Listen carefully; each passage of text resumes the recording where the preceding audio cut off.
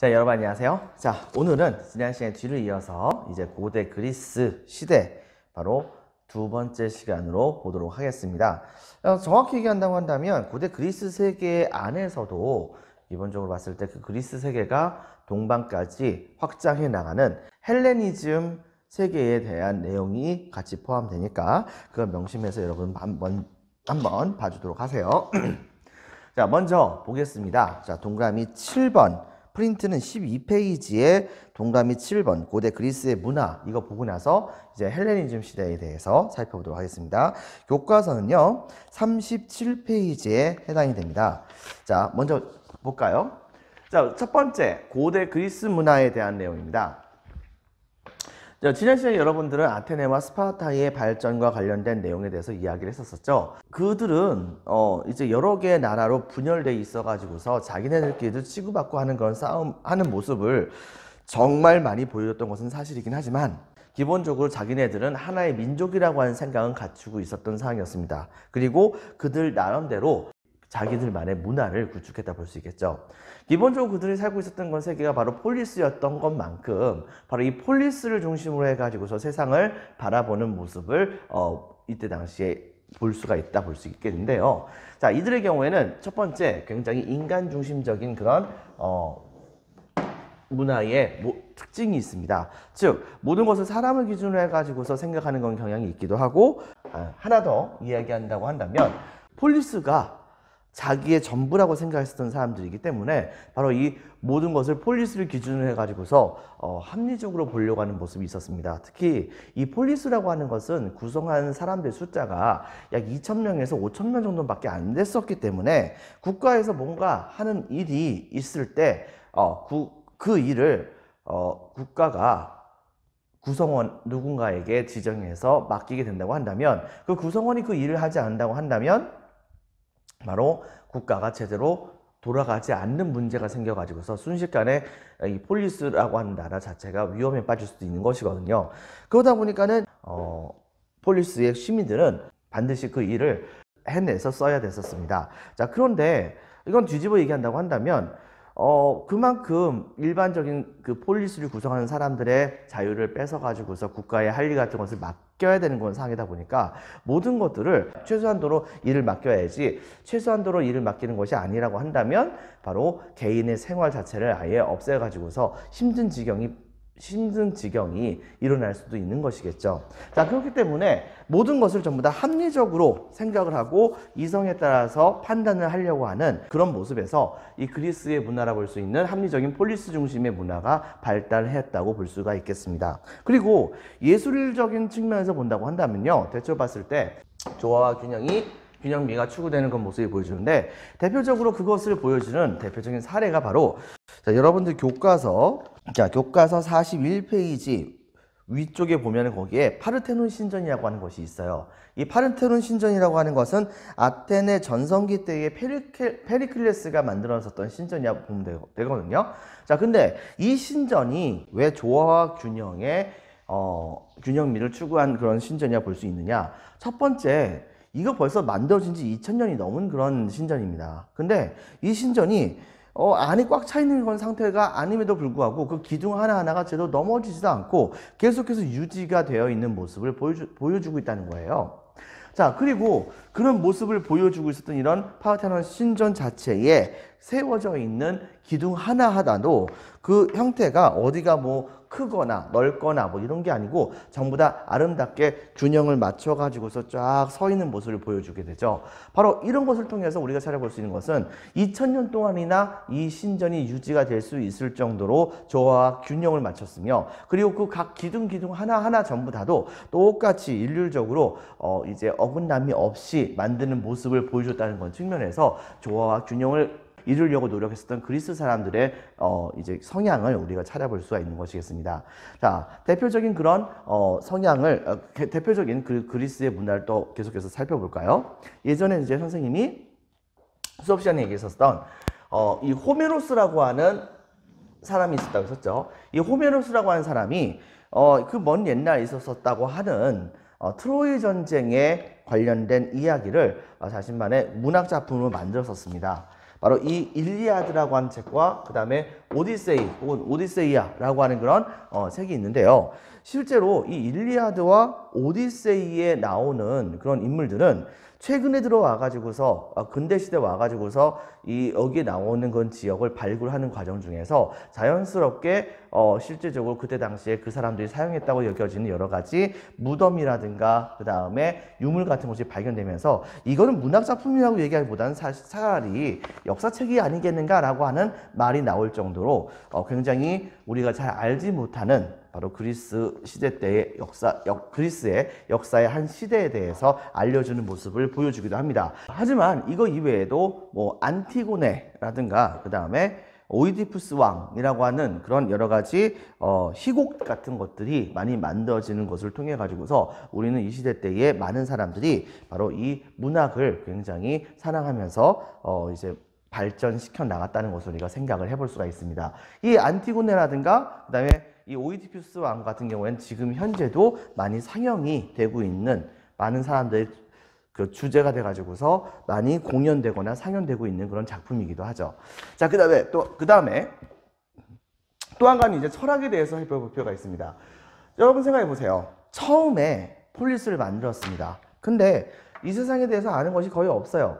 그런 상황에서 농사 짓고 살고 있는 그런 상황이긴 한데 이제는 어느 정도 농사 좀 잘 돼가지고서 식량이 좀 많이 있고 적들이 지금 막 많이 쳐들어올 것 같은 상황이 보이지는 않는 상황입니다. 자, 그렇다고 한다면 등 따시고 배가 부릅니다. 그렇다고 했을 때 여러분들이라고 한다면 바로 뭐 하겠습니까? 심심하지 않을까요? 당연히 심심하겠죠. 심심하다 보니까는 자연스럽게 주변을 살펴보겠죠. 주변을 살펴보는 그 과정 중에서 이때 당시에 내가 현재 있는 이 지역에 이 공간에 있는 자연이라고 하는 환경을 유심히 살펴보기 시작을 하게 되는 겁니다. 바로 그 자연을 바라보는 그런 사고가 특히 이 그리스 지역에서는 굉장히 많이 발달하게 돼요. 그래가지고서 자연의 여러 가지 측면들을 전부 다 보고 연구하고 하다가 나중에는 이 자연계는 무엇인가로 이루어졌는가 이걸 가지고서 이제 논쟁거리가 막 생기게 됩니다. 이렇게 하는 과정 중에서 예를 들면은 이 자연 세계는 바로 물과 불과 흙과 바람 이 4대 요소가 같이 합쳐져 가지고서 여러 개의 물건들을 만들고 여러 개의 자연 현상 같은 것을 만든 것이다 라고 하는 사원소론 같은 것을 주장했던 사람부터 시작을 해가지고서 맨 마지막에 가서는 여기 프린트나 교과서에 나오지 않지만 데모크리토스처럼 바로 모든 이 세상에 있는 물건들이라든가 존재들은 절대로 깨지지 않는 아주 작은 덩어리로 이루어져 있다. 작은 원자라고 하는 것으로 이루어져 있다라고 하는 원자설을 주장하는 데모크리토스와 같은 건 사람처럼 자연계에 대해서 많은 관심을 갖는 사람들이 많아졌었습니다. 자, 근데 여기서 이제 제일 중요한 것 중에 하나는 그 중에서 여러분들 기본적으로 알아둘 만한 사람은 이 탈레스라고 하는 사람이고요. 자, 그리고 그 뒤를 이어가지고서 이제 자연에 대해서 이제 어느 정도 많이 사람들이 알았다고 생각하는 그 순간부터는 이번엔 이제 뭐에 대해서 보기 시작을 하게 되냐면은 바로 사람에 대해서 생각을 하게 됩니다. 특히 고대 아테네 같은 경우에는 이제 민주주의가 발달하잖아요. 민주주의가 발달하다 보니까 자연스럽게 정치적인 어떤 결정 같은 걸 하려고 한다면 사람들끼리 뭘 해야 됩니까? 바로 토론 같은 것을 해야 됩니다. 그리고 상대방을 설득시킬 수 있어야겠죠. 그렇다고 한다면 이때 당시에 상대방을 설득을 잘 한 사람이 사람들에게 인정을 받는 것이고 사람들의 인정을 받게 된다고 한다면 그 사람이 출세를 하는 거잖아요. 자, 이렇게 되다 보니까 이때 당시에 바로 많은 특히 아테네 쪽에서 살고 있던 사람들의 경우에는 바로 서로 출세를 하려고 한다면 논리적인 사람이 되어야 한다는 기본적인 생각이 있게 되었던 것입니다. 그런데 이제 이 논리성을 가르쳐 줄 만한 사람이 없잖아요. 그래가지고서 바로 이렇게 출세를 하기 위해서 논리 같은 것을 배우고 싶어 하는 그런 사람들, 이런 사람들을 위해서 지구 역사 최초로 돈을 받고서 바로 논리 같은 것을 가르쳐주는 교사가 등장하게 됩니다. 바로 그들 일컬어서 우리는 뭐라고 부르냐면 소피스트라고 얘기를 하는데요.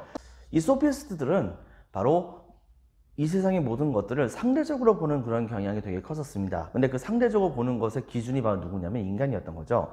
대표적인 사람 중에 한 명은 프로타고라스라고 하는 그런 사람이 있기도 하는데요. 이런 사람의 경우에는 유명한 말을 합니다. 인간은 만물의 척도다. 여러분들, 그러니까 인간이 기준을 내리고서 그 기준에 따라 가지고서 모든 것을 그 기준에 입각해서 생각한다는 얘기예요. 근데 문제는 뭐냐? 그것은 나의 기준이잖아요.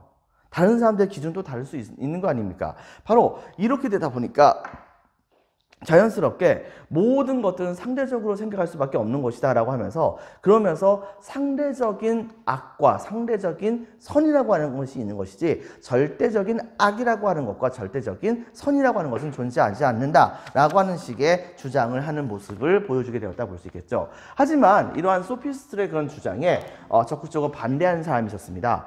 이 사람은 당시에 그리스의 그 아테네 쪽에서 신탁을 받았었대요. 신전에서. 근데 신탁에서 뭐라고 얘기가 나왔었냐면, 아테네에서 살고 있는 사람 중에서 가장 똑똑한 사람은 바로 소크라테스다라고 하는 그런 이제 신탁을 받았다고 합니다. 이때 당시에 소크라테스는 되게 의아해했었죠. 왜냐면 자기가 생각했을 때 자기는 똑똑한 사람이 아니거든요. 근데 왜 신께서 자기를 똑똑한 사람이라고 생각을 했을까? 곰곰이 생각을 하다 보니까 그것은 바로 뭐 때문에 그런 것이냐면, 바로 자기가 생각했을 때 내가 남보다 뛰어나다고 생각하지 않지만은 못하다고 생각하는 것도 아니거든요. 그런데 딴 것보다 확실하게 다른 사람보다 많이 아는 것이 있었습니다. 그것은 바로 무엇이냐? 내가 세상에 대해서 잘 모르고 내가 똑똑한 사람이 아니다라고 하는 것을 알고 있다는 거죠. 다른 사람들은 전부 다가 겸손이라고 하는 것을 모은 데 비해서 이 소크라테스는 겸손이라고 하는 것을 알고 있었던 겁니다. 겸손이라고 하는 덕목으로 얘기할 수 있는 건 아니지만요.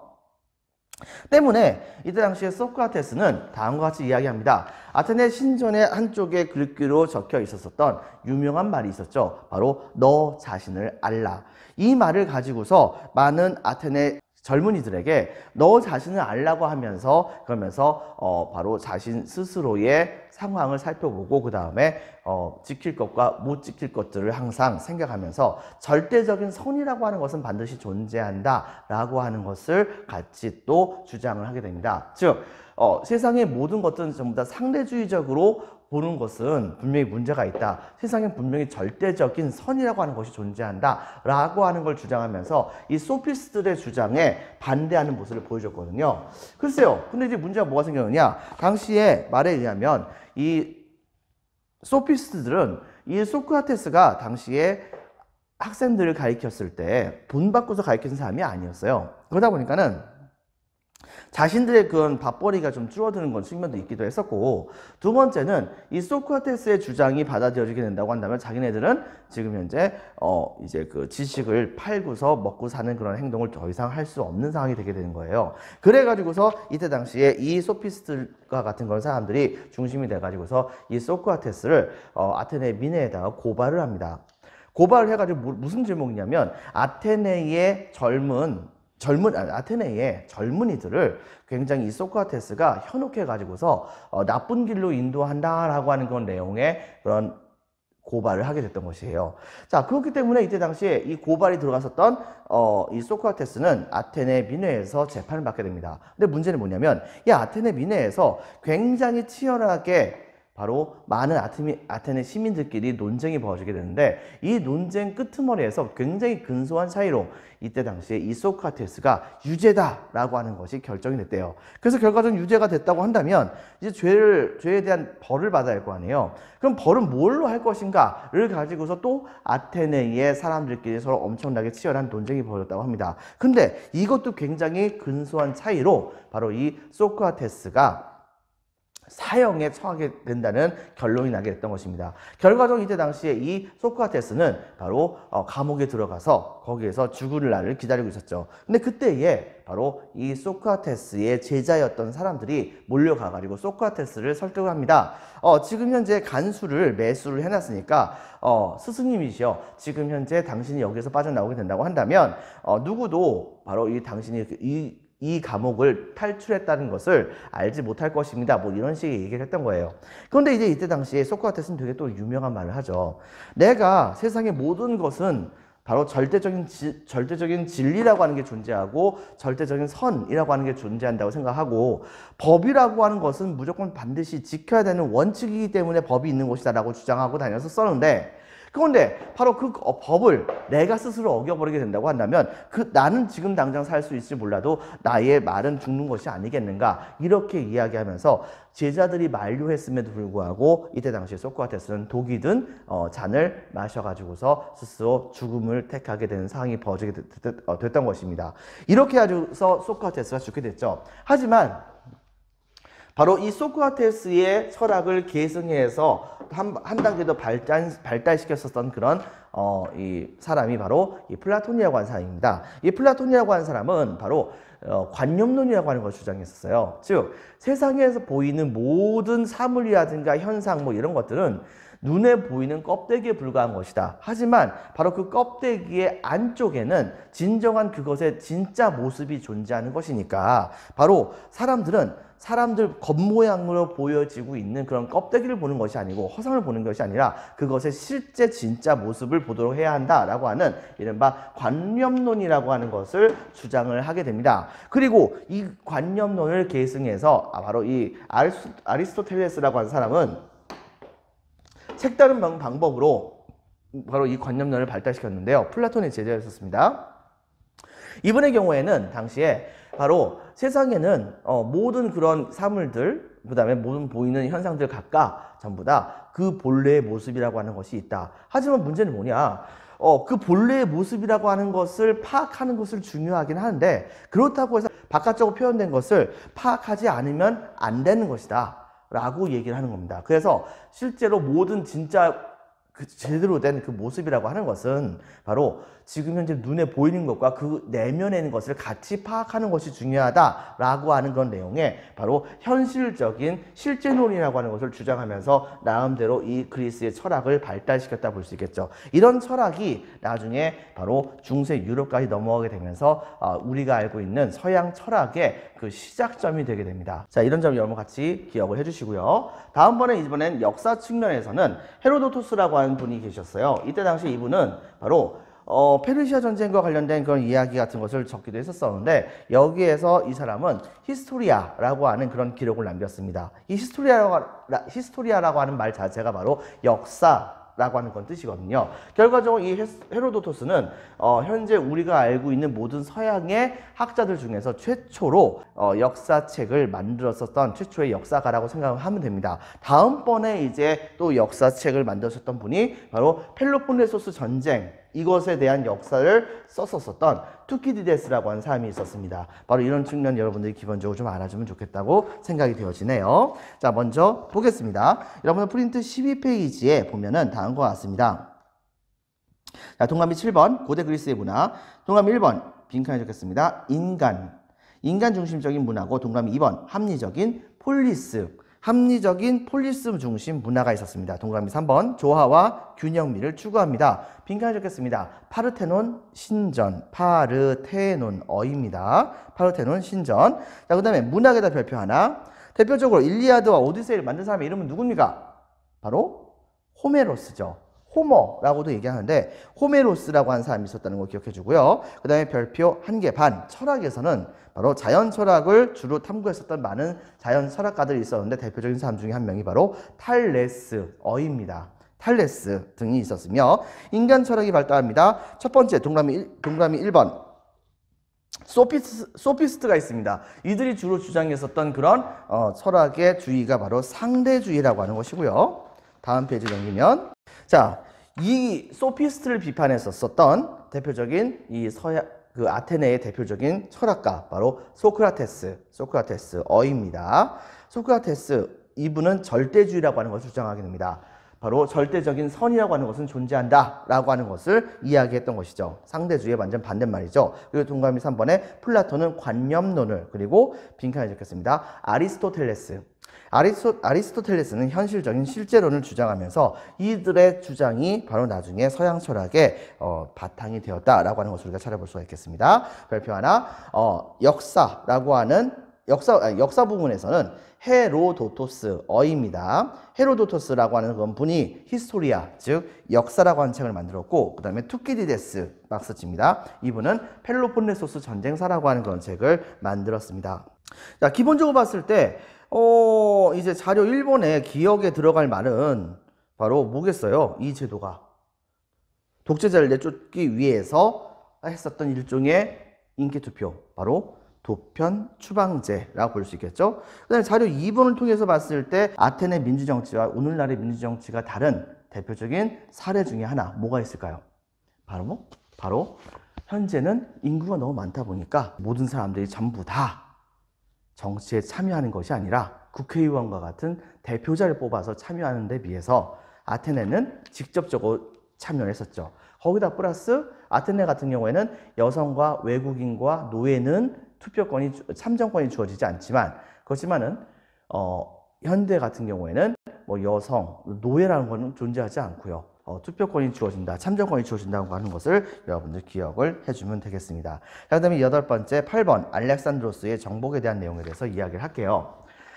자, 알렉산드로스의 정복은 다음과 같은 것을 우리가 얘기할 수가 있겠습니다. 먼저 알렉산드로스라고 하는 사람이 살았을 때에, 그때의 그 알렉산드로스의 국가는 바로 어디냐면 여기가 이제 그리스입니다, 여러분들. 이 그리스고, 그 다음에 이쪽이 아프리카, 그 다음에 이쪽이 바로 아라비아 반도, 그 다음에 이쪽이 메소포타미아가 있는 곳이고, 이쪽이 이제 인도입니다, 여러분들. 자, 근데 여기에서 마케도니아가 있었던 곳은 대략적으로 이 정도에 위치했던 곳입니다. 이쪽이, 이 밑에가 바로 그리스예요, 여러분들. 자, 그런데 이 마케도니아는 사실은 약간 좀 그리스의 입장에서 본다고 한다면 그리스인으로 인정은 되는데 약간 총구석입니다. 제대로 된 그리스인이라고까지 완벽하게 인정이 되고 있는 상황은 아니었었죠.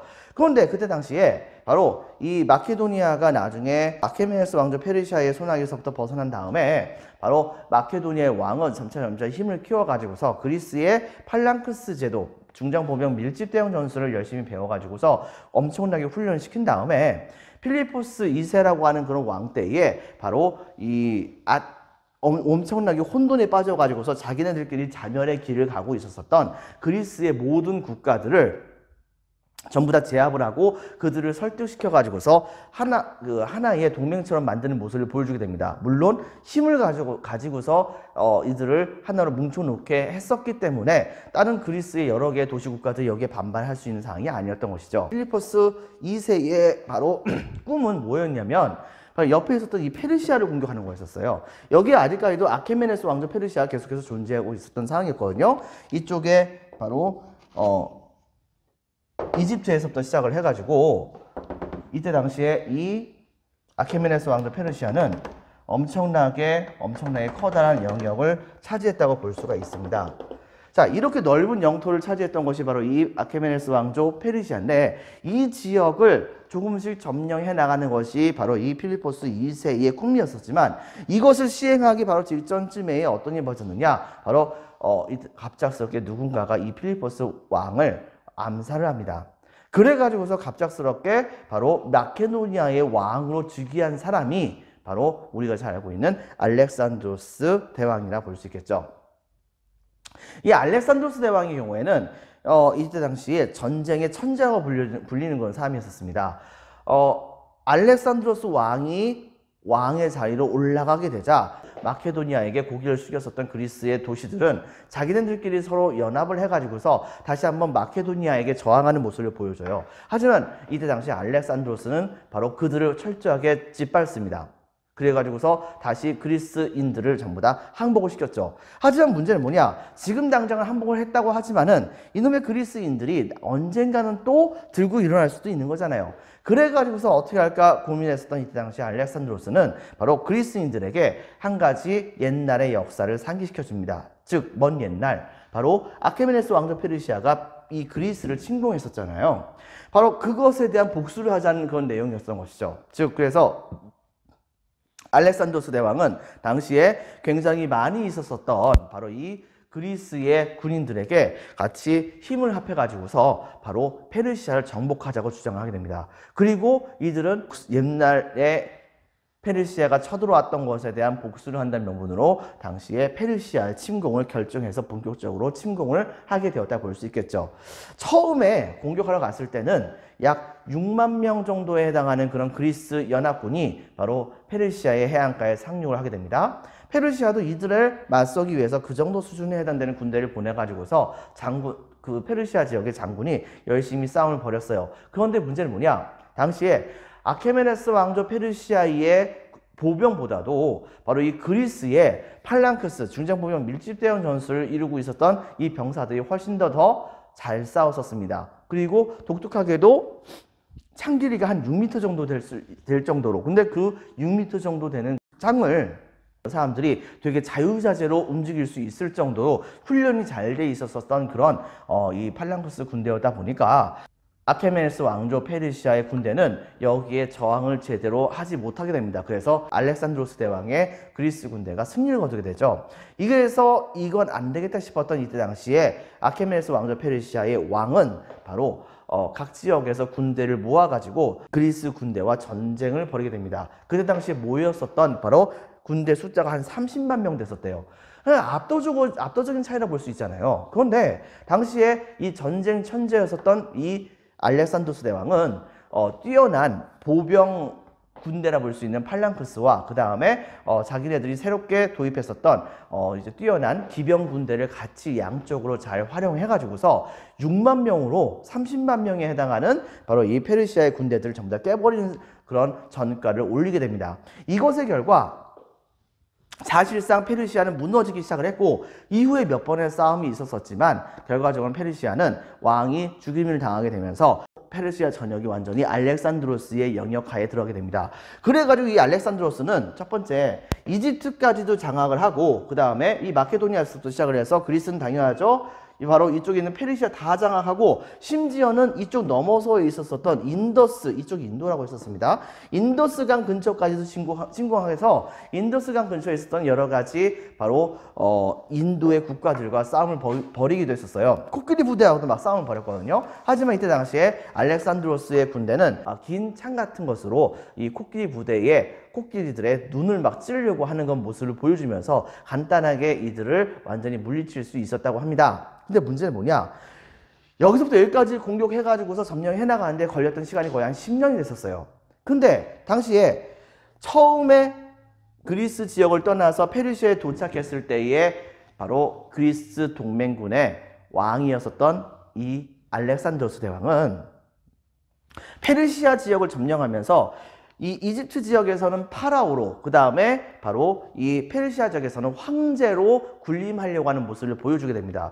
그리고서는 바로 이 국가를 통치하는 방법에 대해서는 그리스 사람들보다는 주로 페르시아 사람들을 불러놓고서 통치하는 거에 대해서 논의하고 하는 모습을 보여주게 됐어요. 그러다 보니까 이때 당시에 이 그리스 병사들과 부하들은 이 알렉산드로스에 대한 지지가 좀 많이 떨어지게 됐었던 것이죠. 거기다가 전쟁한 지 10년이 지나다 보니까는 이제 전쟁하는데 지쳤습니다.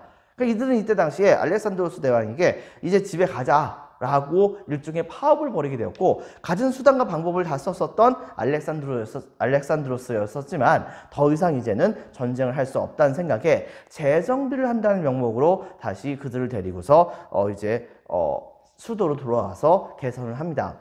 그렇게 하고 나서 그 다음에 얼마 후에 다시 한번 군대를 출동시켜서 싸우러 가려고 했는데 문제는 뭐냐? 싸우러 가려고 했을 때쯤에 바로 그 전날 미친 듯이 술 마시고 열심히 뭐 잔치 벌이고 했었던 모습을 보여줬었던 알렉산드로스. 근데 그 다음날부터 갑자기 고열이 나더니 시름시름 앓다가 갑작스럽게 세상을 떠나게 됩니다.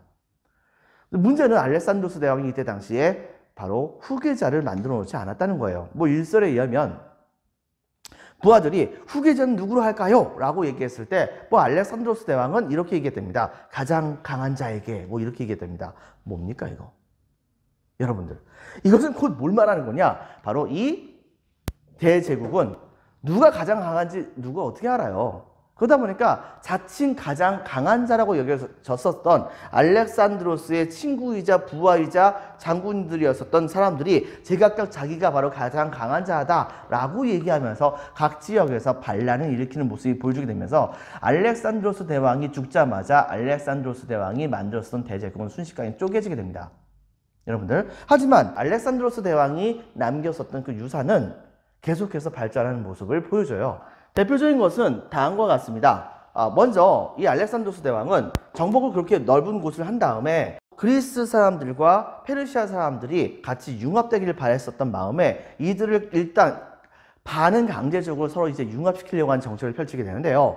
대표적인 것 중에 하나는 바로 정복지와 그리스의 문화를 같이 합쳐가지고서 새롭게 만들었었던 알렉산드리아라고 하는 여러 개의 도시들을 만듭니다. 그 중에서 가장 유명했던 도시 중에 하나가 이제 이집트인가 그쪽에 있었던 그런 도시가 있었다고 하죠.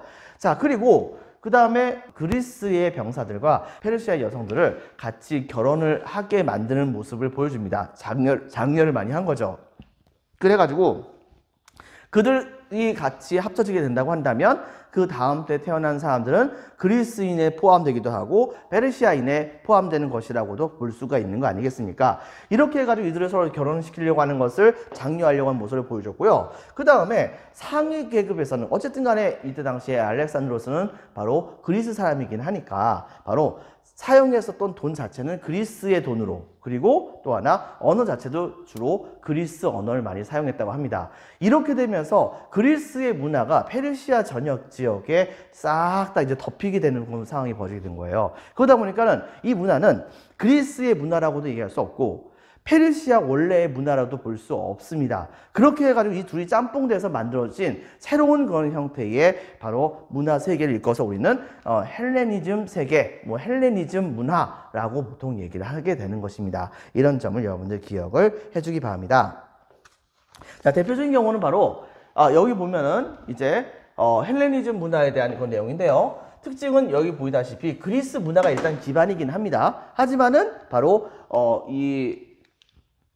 그리스 문화 자체는 좀 더 폐쇄적이었었어요. 왜? 원래는 폴리스만 생각을 하다 보니까 모든 것을 폴리스 안에 대해서만 생각하려고 하지 폴리스 바깥쪽에서는 신경을 껐었던 그리스 사람들이 자기의 나라가 폴리스 수준에서 세계적으로 변하게 되다 보니까 훨씬 더 개방적인 입장을 가질 수밖에 없는 것이겠죠. 그래서 개방적이고 그 다음에 보편적인 그런 성격을 갖추는 모습을 보여주게 됩니다. 그 과정 중에서 자연스럽게 바로 뭐가 등장하게 되냐면 개인주의와 그 다음에 세계 시민주의가 등장하게 돼요. 무슨 말이냐? 그리스가 폴리스를 유지해서 사람들이 살아갔던 그 시대에는 폴리스에 중요한 일이 생기면 그리고 그 폴리스의 정부가 나에게 그 업무 중에 하나를 맡기게 된다고 한다면 내가 싫다고 한다면 그 업무를 맡지 않을 수도 있는 건 아니었습니다. 무조건 맡아야 됐어요. 왜냐? 내가 아니면 나를 대체할 사람이 없거든요.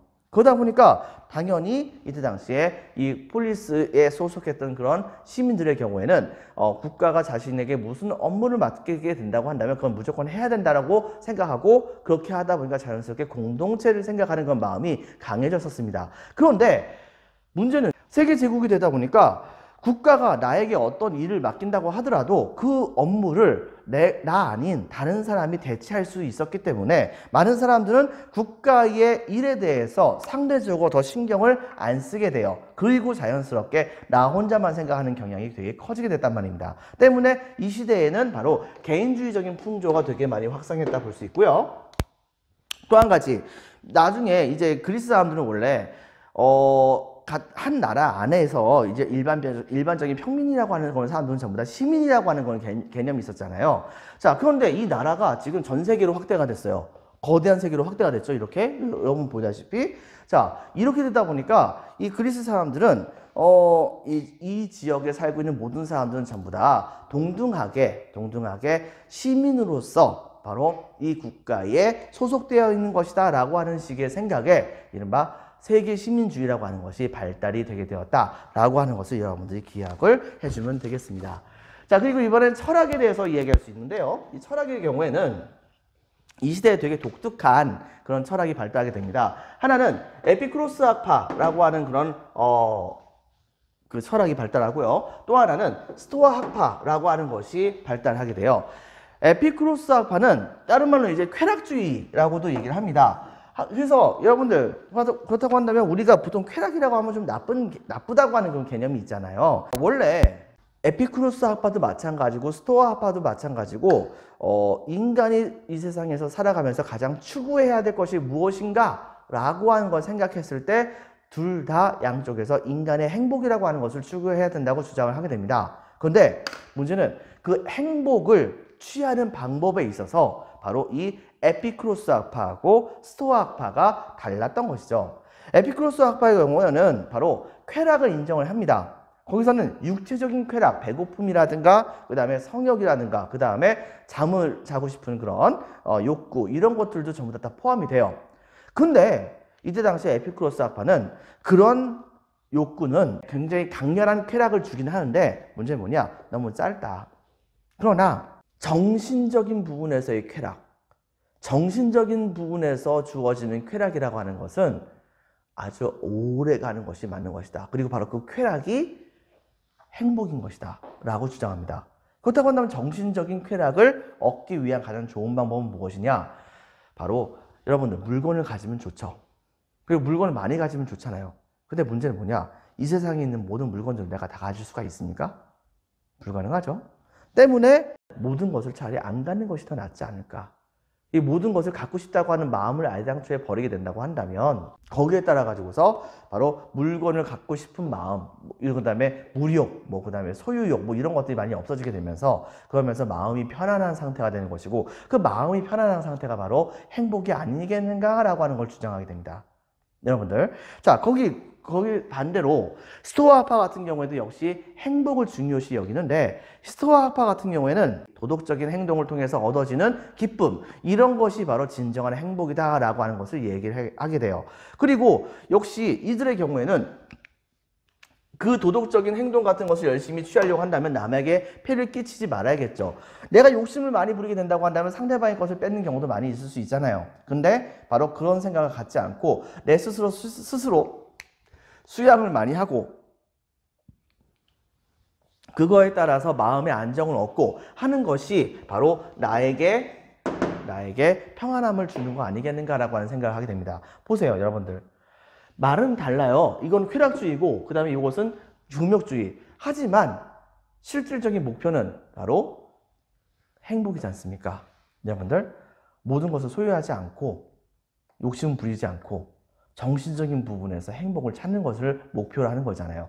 그렇기 때문에 이 스토아 학파와 그 다음에 에피쿠로스 학파는 이단성 쌍둥이와 같은 존재라고 볼 수 있지 않을까 하고 우리는 생각을 해볼 수가 있습니다.